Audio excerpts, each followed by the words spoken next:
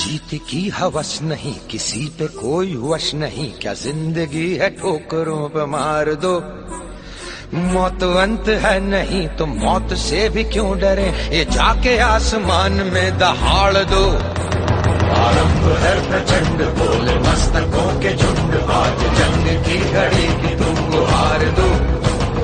मान पान शान या की जान का हो दान, आज एक धनुष के बाण पे उतार दो। जय हिंद साथियों, आप सभी लोगों का एक बार फिर से स्वागत है आपके अपने ऑनलाइन प्लेटफॉर्म पर, जिसका नाम है कुमार कॉन्सेप्ट IAS और मैं आपका साथी कुमार गौरव। जैसा कि आप सभी लोग जानते हो कि अभी आपकी BPSC की परीक्षा आने वाली है। जो 67th थी वो कैंसिल हो गई, उसको पुनः कराया जा रहा है। तो हम लोग अब क्या करने वाले हैं भाई, हमारे पास जितना कम से कम समय बाकी बचा हुआ है उस सभी समय में प्रीलिम्स में जो आपके एग्जाम हो चुके हैं अभी तक PT वाले, लगभग लास्ट ईयर वाला 15 पिछले 15 सालों के पेपर करने वाले हैं भाई। 15 पेपर और 15 दिन। क्लियर? चलिए, तो आज हम लोग देख सकते हैं कि आज का जो अपना क्वेश्चन पेपर है वो है 67th वाला, जो कैंसिल जरूर हो गया है, लेकिन वहां से एक आइडिया मिल जाता है कि क्वेश्चन किस टाइप से आने वाले हैं। तो क्वेश्चन आप देख सकते हो लॉग, इसमें आपको लॉग वाले क्वेश्चन आता ही आता है भाई। सिर्फ 10 क्वेश्चन आते हैं, लेकिन 10 में से 10 के 10 मोस्ट इंपोर्टेंट हैं। क्योंकि GS में तो भी बाकी लोग नंबर खींच लेते हैं, लेकिन जो लोग इन 10 को करके आएगा, 10 में से 8 और 9, उनका सिलेक्शन पक्का है भाई। ठीक है, GS के साथ साथ तो ये लॉग वाले क्वेश्चन है। तो चलिए समझते हैं, हम लोग स्टार्ट करते हैं। क्वेश्चन नंबर 1, क्वेश्चन नंबर 1 भाई ये आ रहा है हमारे पास है, बेहतरीन क्वेश्चन है। इसमें ऐसा नहीं है UPSC की तरह कि आपके पास में एडवांस मैथ नहीं आएगा। पहला ही क्वेश्चन उसने दे दिया है कि एक सम चतुर्भुज का परिमाप 52 मीटर है और उसका छोटा वाला विकर्ण 10 मीटर है, तो लंबे विकर्ण की लंबाई क्या होगी। तो देखिए भाई, सम चतुर्भुज होता क्या है, अगर हम जिसकी चारों भुजाएं समान होनी चाहिए लेकिन विकर्ण अलग अलग हों, यानी कि जो एंगल है वो 90 हो या ना हो, इस तरीके से। परिमाप का मतलब क्या होता है भाई, उसकी चारों भुजाओं का योग 52 है, तो एक भुजा कितने की हो जाएगी, 13, 13, 13 और 13, है ना। अब पूछ रहा है यदि उसका छोटा वाला विकर्ण है भाई 10 का, तो छोटा वाला विकर्ण भाई कहाँ पर आएगा, ये वाला आ जाएगा भाई, ये है 10 का। तो लंबे विकर्ण की लंबाई क्या होगी भाई। तो अगर मैं देखूं तो ये मेरे पास त्रिभुज बन गया भाई ABC। त्रिभुज ABC में मेरे पास ये दोनों भुजाएं कैसी हैं, बराबर हैं। अगर मैं यहाँ से इन दोनों के ऊपर लंब डालता हूँ तो ये लंब हमेशा कहाँ गिरेगा कि भाई, मिडिल में। क्यों? क्योंकि दोनों भुजाएं बराबर हैं। अब ये मेरे पास कितना है, 10 है। अगर 10 है तो ये हो गया 5 और ये हो गया 5, है ना। तो देखो लंब का मतलब क्या हो गया, 90 डिग्री। समझना भाई, आसान है, 90 डिग्री। तो क्या ये ट्रिपलेट नहीं बन गई भाई हमारे पास में। अगर ये 5 है आधार, हमारे पास कर्ण कितना हो गया भाई 13, और फिर ये हमारे पास लंब, तो ये लंब कितना हो जाएगा भाई, किसी को ट्रिपलेट याद है भाई, 5 और बीच में क्या आता है 12, 5, 12, 13। आप देखोगे तो हमारे पास जो ये लंब है कितना बन गया 12। अगर ये 12 है तो हम देखेंगे हम इधर से भी लंब डालने वाले हैं, हाँ या ना। यही पूछा बराबर है, तो क्या ये भी 12 होगा। जी सर, ये भी 12 होगा।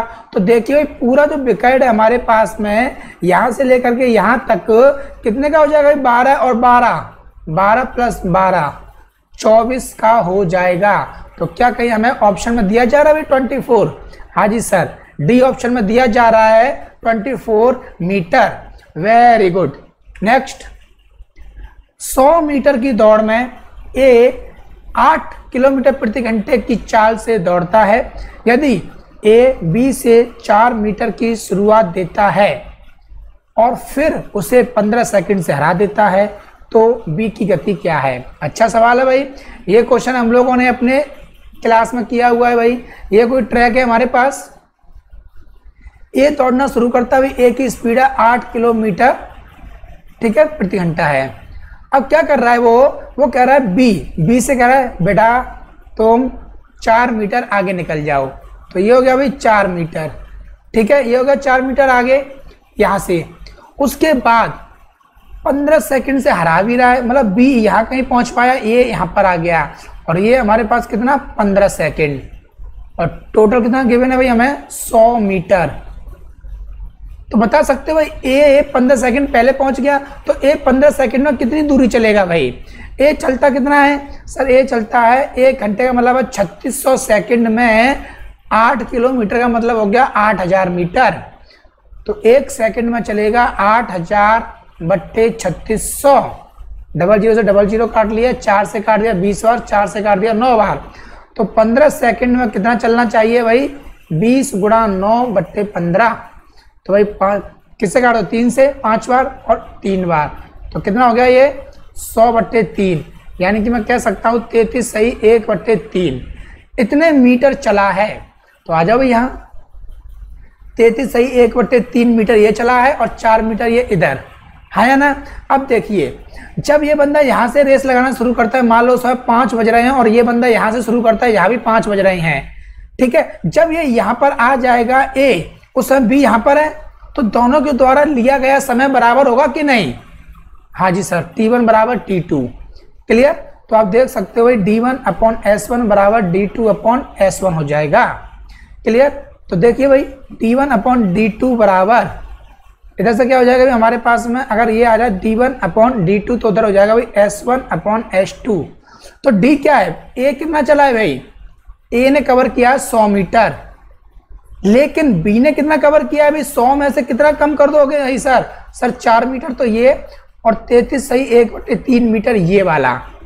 तो कितना आ जाएगा भाई यहाँ से? 100 बट्टे, अगर हम यहाँ पर कम करेंगे तो ये आ जाएगा 62 सही 2 बट्टे 3, है ना। और ये रेशियो किसका बन गया भाई? S1/S2 का। तो S1/S2 बराबर 100 स्पीड है ना, और ये हो गया भाई 62 सही 2 बट्टे 3। ये रेशियो इसलिए हमने इसको यूनिट ले लिया भाई। अब इसके बराबर रियल में कितना दिया जा रहा है भाई? ए की स्पीड हमें 8 किलोमीटर पर आवर। अगर 100 यूनिट के बराबर इतना, तो 62 सही 2 बट्टे 3 बराबर कितना? सॉल्व करोगे आप तो ये आ जाएगा भाई 5 किलोमीटर प्रति घंटा। कहीं दिया जा रहा है ए ऑप्शन में, तो इसका आंसर हो गया भाई हमारे पास में ए। यानी कि आपकी कैलकुलेशन एकदम फाड़ू होनी चाहिए भाई, खतरनाक वाली होनी चाहिए आपकी कैलकुलेशन, ठीक है। चलिए भाई नेक्स्ट। यहां दिखा रहा है कि एक घड़ी सुबह ठीक 8 बजे सेट की जाती है। घड़ी 24 घंटे में 10 मिनट आगे बढ़ जाती है भाई। 24 घंटे में 10 मिनट आगे बढ़ जाती है, ठीक है भाई। आगे, और हमने कितने बजे भाई? 8 बजे हमने सेट की है सुबह, यानी कि AM कर लेते हैं। घड़ी सही समय क्या होगा पूछ रहा है भाई, सही समय पूछ रहा है आपसे, ठीक है। अगर मैं मान लूं कि ये वाला है भाई सही समय और ये वाला है भाई हमारी घड़ी जो लेट हो जाती है वो है भाई, ठीक है। तो देखिए भाई क्या रहा है, सही समय क्या होगा? जब दूसरे दिन घड़ी में 1 बज रहा होगा। हमारी घड़ी में भाई बज रहा है 1 दूसरे दिन, और वो भी दोपहर के, हाँ या ना। तो कितने घंटे हो गए भाई यहाँ पर? अगर आप देखोगे, हाँ ठीक सुबह 8 बजे की बात हो रही थी यहाँ, फिर क्या कर रहा है? दूसरे दिन। तो 8 से 8 24 घंटे हो गए, फिर 5 घंटे और चाहिए, हाँ या ना। तो 29 घंटे हो जाएंगे भाई। तो आपको बताना कि 29 घंटे में कितना। तो ये हमारी घड़ी बता रही है, तो पूछ रहा है सही समय क्या होगा? तो सही समय तो इससे कम हो जाना चाहिए ना। सही समय क्या होगा भाई? इससे कम होगा। तो जरा देखिए भाई इससे कम कितना होगा भाई? 1 से कम होगा, और 1 से कितना कम होगा वो आपको देखना है। तो 24 घंटे में कितना? 10 मिनट, है ना। तो 5 घंटे में भाई कितना हो जाएगा? बता सकते हो भाई 5 घंटे में कितना?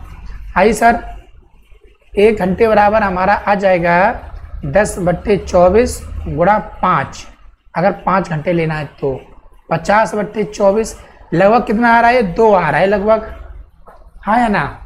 यहाँ से 10 तो हमें ये वाले कम करने होंगे, उसके बाद में लगभग 2 और कम करने होंगे। तो हमने क्या देखा भाई? हमारे पास में यह हो जाएगा 12:48, क्योंकि हमने 12 मिनट कम करने हैं। कहीं है 12:48? बी ऑप्शन में हो जाएगा भाई। नेक्स्ट, निरंतर भिन्न आपको दिया लगातार, इसका मतलब है लगातार इन्फिनिटिव तक। तो इसकी वैल्यू क्या हो जाएगी?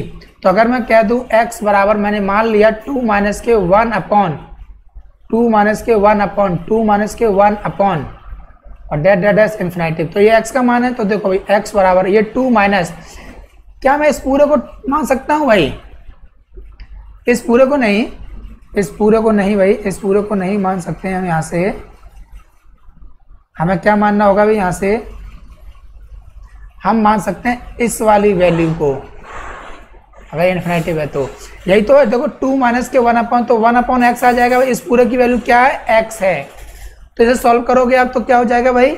x बराबर 2x माइनस के 1 अपॉन एक्स, यानी कि एक्स स्क्वायर बराबर 2x माइनस के 1, एक्स स्क्वायर बराबर माइनस के 2x प्लस के 1 बराबर 0। जब हम सॉल्व करेंगे तो x माइनस के 1 और x माइनस के 1 बराबर 0, क्योंकि हमारा होल स्क्वायर बन रहा है x माइनस 1 का। क्लियर? तो यहाँ से x बराबर कितना आ जाएगा हमारे पास? 1 आ जाएगा। Got it? कहाँ पर आ गया भाई? ए वाला ऑप्शन हो जाएगा। नेक्स्ट चलिए भाई इस वाले क्वेश्चन पर आते हैं। इसमें कह रहा है कि 200 और 600 के बीच कितनी संख्याएं हैं? बीच का मतलब है 201, 202, 203 और डेट डेट 599। ये संख्या लोगे तो 4, 5 और 6 से विभाजित हो जाए, तो 4, 5, 6 से विभाजित होने वाली कौन सी होंगे? एलसीएम। इनका एलसीएम कितना आ जाएगा भाई? 30 दूनी 60, तो जो 60 से विभाजित हो भाई। जब बताइए पहली संख्या कौन सी होगी 200 के बाद? 200 के बाद 240 होगी। फिर अगली कौन सी हो जाएगी भाई? 6 5 30। अगली कौन सी हो जाएगी भाई हमारे पास में? 420 हो जानी चाहिए या 360? 360 हो जाएगी भाई। क्या हो जाएगी? 360 हो जाएगी। 360 हो जाएगी। और अंतिम बताओ सीधे सीधे 599 से पहले जो आकृति हो वो हो जाएगी सर ये, हाँ या ना? तो मैं देखूंगा ये 6 का पढ़े तो चल रहा है, 6 चौक 24 चौक और 6 पंजे 6 छिक्के और ये 6 निम्मा, तो कुल कितनी संख्या हो जाएंगे बीच में? अगर मैं ले लूँ 7वीं और 8वीं तो 1 2 3 4 5 6, तो कुल 6 संख्याएं ऐसी होंगी, यानी कि ऑप्शन नंबर सी हो जाएगा। Got it?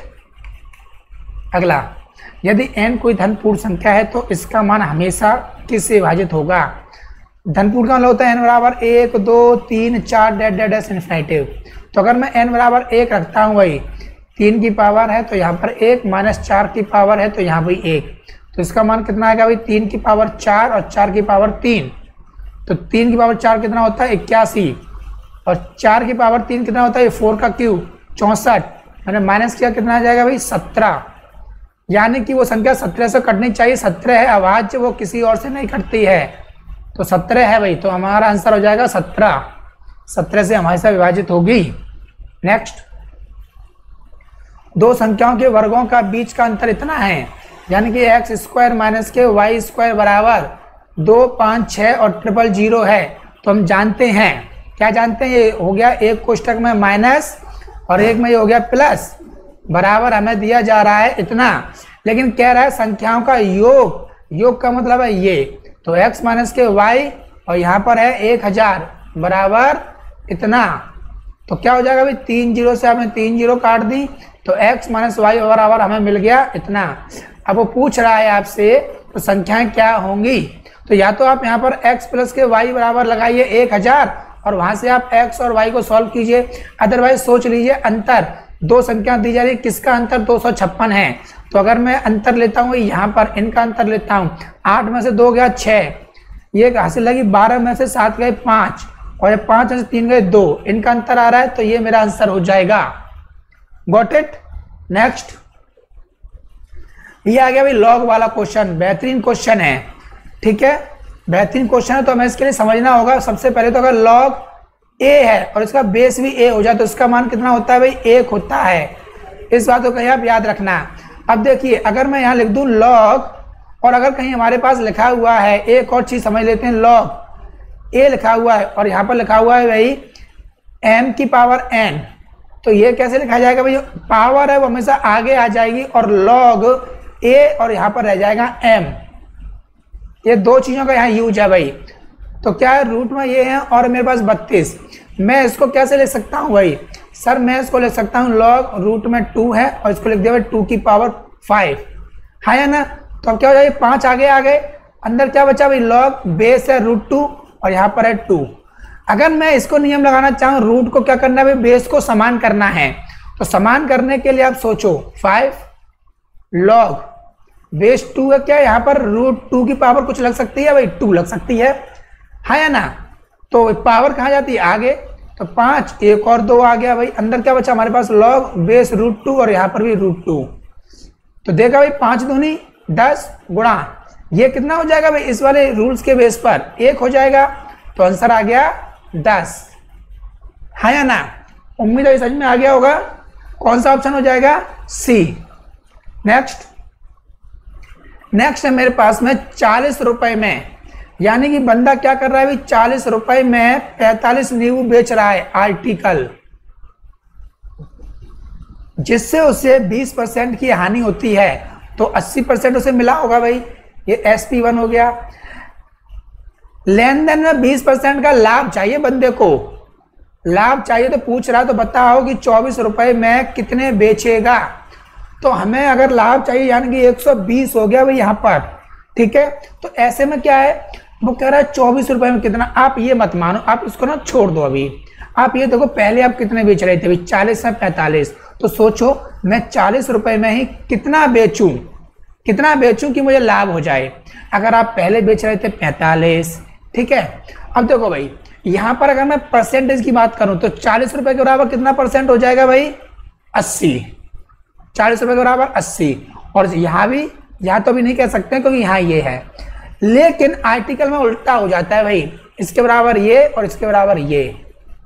तो क्या हो जाएगा भाई यहाँ से सर, फिर क्या करना चाहिए, फिर तो ये करना चाहिए यहाँ से कि 120% बराबर आ रहा है मेरा 45 आर्टिकल, तो मुझे चाहिए 80% बराबर कितना। तो ये बन गया भाई 3 और 2 का रेशियो। तो 3 और 2 का बनाऊंगा तो यहाँ जाएगा 30 आर्टिकल।